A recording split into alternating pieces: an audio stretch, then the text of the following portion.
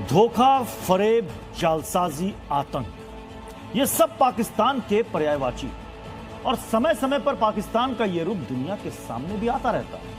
और इस बार पाकिस्तान के इस फरेबी रूप का शिकार हुआ है अमेरिका। मेरे पाकिस्तानियों, बहुत ही बड़ी बड़ी डेवलपमेंट्स हो गई हैं आज। जिस खदशे का इजहार मैं मुसलसल कुछ दिनों से कर रहा हूं, अब वो मजीद तकवीयत पकड़ता जा रहा है। तो ट्रंप से गद्दारी क्या पाकिस्तान को भारी पड़ेगी?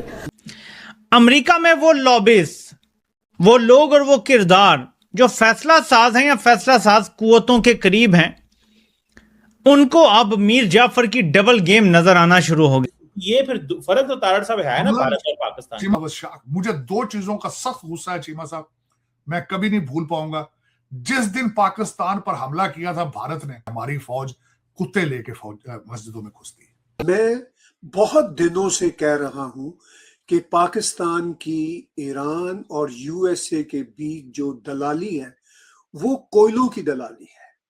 ये पाकिस्तान पे बहुत बड़ा हमला किया गया। असल में मकसद क्या है कि पाकिस्तान को थोड़ा सा टाइट किया जाए। ये पहले दिन से लोगों को प्रॉब्लम थी पाकिस्तान कि पाकिस्तान ईरान के साथ मिलकर अमेरिका के खिलाफ साजिश कर रहा है। सिर्फ उनकी खबर नहीं है, सदर ट्रंप के करीबी साथी लिंडसे ग्राहम जो कि सेनेटर हैं, उन्होंने भी इसी सिलसिले में एक स्टेटमेंट दे डाली है। फिर साथ ही साथ इस्राएली प्राइम मिनिस्टर नेतन्याहू ने एक टीवी इंटरव्यू में सीधा सीधा ये कह दिया है कि पाकिस्तान इस्राइल के खिलाफ अमेरिका में साजिश कर रहा है। मैं डे वन से कह रहा हूं ये गद्दारी करेंगे। ये ईरान के साथ भी गद्दारी, इन्होंने ईरान के साथ गद्दारी की। ठीक है जी, ईरान के साथ गद्दारी कैसे की? इनको पहले पता था लड़ाई शुरू होने वाली है। इनको डे वन से सब कुछ क्लियर था कि लड़ाई शुरू होने वाली है। They knew it very well. They were involved hand and glove from day one. ये पाकिस्तान के खिलाफ कहीं गहरी साजिश ही नहीं है कि आज ही ये खबर आती है कि नूर खान एयरबेस पर जो है वो ईरानी जहाज वहां पर खड़े हैं। फिर इसके अलावा जो है वो जो नेतन्याहू हैं वो कहते हैं कि पाकिस्तान चालाकी कर रहा है, अमेरिका को जो इजराइल के साथ लड़ा रहा है। फिर ये खबर आती है कि वहां पर जो है वो ये भी जैसे ये खबर आई कि मोदी ने कल जो है वो ऐलान किया कि आप कल जो है वो जो भारतीय हैं वो अपनी किफायत जारी करें। मुझे तो सर लगता है कि ये गहरी साजिश पाकिस्तान के और खित्ते के खिलाफ हो रही है, जो इजराइल भारत मिलकर कर रहे हैं कि ये कॉन्फ्लिक्ट जो है वो लंबा होने जा रहा है। क्योंकि इराक के अंदर जो खुफिया एयरबेस से हमले किए जाते थे अरब मुल्कों पे, वो ईरान उसके लाताल्लुकी का इजहार कर रहा था। यूएई भी इस हमलों में शामिल एक अपना रोल कहा गया कि जी प्ले किया है, और उसमें दोनों कंट्रीज अमेरिका और ईरान जो है उनको पाकिस्तान में इनवाइट किया गया और यहाँ पर पीस टॉक करवाई गई। पाकिस्तान ने इस पे बड़ा क्रेडिट लिया और कहा कि जी ये देखिए जी हमने एक वॉर रुकवा दी। हमने उस वक्त भी कहा था कि जी पाकिस्तान को इस तरह के मामलात में नहीं पड़ना चाहिए, क्योंकि कोई दूसरी कंट्री आगे नहीं आई थी। किसी भी कंट्री ने, चाहे वो भारत हो, चाहे वो बांग्लादेश हो, चाहे वो कोई यूरोपियन कंट्री हो या गल्फ कंट्री, कोई भी आगे नहीं आई थी और किसी ने ऑफर नहीं की थी कि जी ये बातचीत या ये डायलॉग जो है हम अपनी कंट्री में करवा लेते हैं। लेकिन पाकिस्तान को क्योंकि अमेरिका को खुश करना था, पाकिस्तान क्योंकि डोनाल्ड ट्रंप क्योंकि बार बार उस जंग का हवाला हमें दिए चले जा रहे थे जो भारत के साथ पाकिस्तान का जो क्लैशेस हुए थे उसको लेकर हम बड़े खुश थे कि जी ट्रंप तो हमारा साथ दे रहा है। जी ट्रंप ने जो है वो 3 से शुरू करके और 11 जहाज जो है वो भारत के गिरा दिए, और हम ये नहीं समझ रहे थे कि आखिर ये जो ट्रंप मेहरबानियां कर रहा है वो कल को हमें उल्टी भी पड़ सकती है। लेकिन अब एक बार फिर वही साबित हुआ, यानी पाकिस्तान, वो जिसे कहते हैं ना, दो रिश्ते जो कराने वाले होते हैं, उसके बीच में जब अगर लड़ाई हो जाए या कोई बात हो जाए तो इल्जाम उसी को दिया जाता है जिसने वो रिश्ता करवाया हो। इस वक्त पाकिस्तान की हालत बिल्कुल वही है। पाकिस्तान क्योंकि हर वक्त IMF के दर पे होता है, हर वक्त वर्ल्ड बैंक जाना होता है या गल्फ कंट्रीज से हमें पैसा चाहिए होता है, जो कि अमेरिकन अप्रूवल के बगैर पाकिस्तान को नहीं मिलता। इसीलिए पाकिस्तान ने जो है अपना ये रास्ता चुना कि चले हम ये दोनों कंट्रीज की बीच में बात करा देते हैं, यहाँ पर मीटिंग करवा देते हैं, अपनी जगह ऑफर कर देते हैं कि आइए यहाँ पर बैठ के बात करें। मैंने हमेशा कहा पाकिस्तान इतना स्ट्रॉन्ग कभी भी नहीं रहा कि वो ये दावा कर सके या ये क्लेम कर सके कि जी हम दोनों के बीच में अमन करवा देंगे और दोनों इसके बाद नहीं लड़ेंगे या किसी किस्म के क्लैशेस नहीं होंगे। ज़हन में आता है कि ये खबर किस हद तक सच्ची हो सकती है। पाकिस्तान ऐसा कर सकता है? देखें, इसकी सेहत के चक्कर में पड़ने से बहुत बेहतर है कि ये ठीक है या गलत है, झूठी है या सच्ची है, देखें कि ये अचानक सिलसिला शुरू क्यों हो गया। ये तो कुछ भी नहीं है।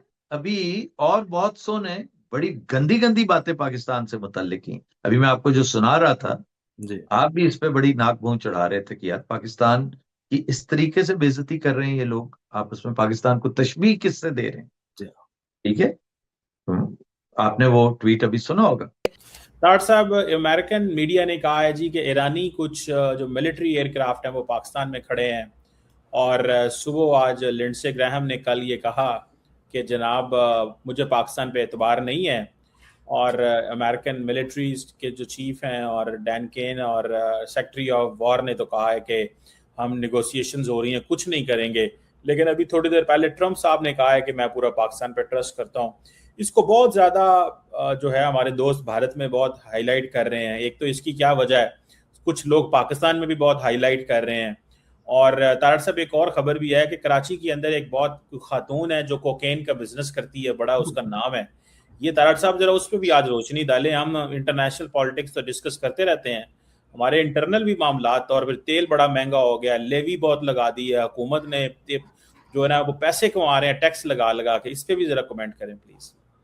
चीमा साहब, सबसे पहले तो मैं अर्ज करना चाहता हूं कि इस वक्त अमेरिका के अंदर जरीदे क्या कह रहे हैं। जरीदे ये कह रहे हैं, तेहरान कहता है कि हम जंग के लिए बिल्कुल तैयार बैठे। दूसरी तरफ से अमेरिका प्रेसिडेंट ट्रंप कहते हैं कि हमारा जो सीज फायर है वो लाइफ सपोर्ट के ऊपर। पाकिस्तान अभी तक पर उम्मीद है। कतर ने कहा है कि ईरान को चाहिए कि हरमूज के जरिए गल्फ कंट्रीज को ब्लैकमेल ना करे। बीबी नेतन्याहू ने अपना शोशा छोड़ दिया है। उसने कहा है जी कि हमारे खिलाफ जो प्रोपेगेंडा है वो पाकिस्तान की बिल्डिंगों की बेसमेंट से हो रहा है। चौथी चीज जो आपने खुद अभी फरमाई है कि चीमा साहब के जहाज, ईरान के जहाज नूर खान एयरपोर्ट के ऊपर खड़े हैं। मैं इस पे थोड़ी सी बताना ये चाहूंगा कि लोग ज्यादा लोग नहीं ये कह रहे, मुझे पता है लोग कौन कह रहे हैं। कुछ ये बीजेपी के भगत हैं जो कि परेशान है, स्लीपलेस है इस वक्त पाकिस्तान के पोजीशन। दूसरी तरफ से अमेरिका प्रेसिडेंट ट्रंप कहते हैं कि हमारा जो सीज फायर है वो लाइफ सपोर्ट के ऊपर। पाकिस्तान अभी तक पर उम्मीद है। कतर ने कहा है कि ईरान को चाहिए कि हरमूज के जरिए गल्फ कंट्रीज को ब्लैकमेल ना करे। बीबी नेतन्याहू ने अपना शोशा छोड़ दिया है। उसने कहा है जी कि हमारे खिलाफ जो प्रोपेगेंडा है वो पाकिस्तान की बिल्डिंगों की बेसमेंट से हो रहा है। चौथी चीज जो आपने खुद अभी फरमाई है कि चीमा साहब के जहाज, ईरान के जहाज नूर खान एयरपोर्ट के ऊपर खड़े हैं। मैं इस पे थोड़ी सी बताना ये चाहूंगा कि लोग ज्यादा लोग नहीं ये कह रहे, मुझे पता है लोग कौन कह रहे हैं। कुछ ये बीजेपी के भगत हैं जो कि परेशान है, स्लीपलेस है इस वक्त पाकिस्तान के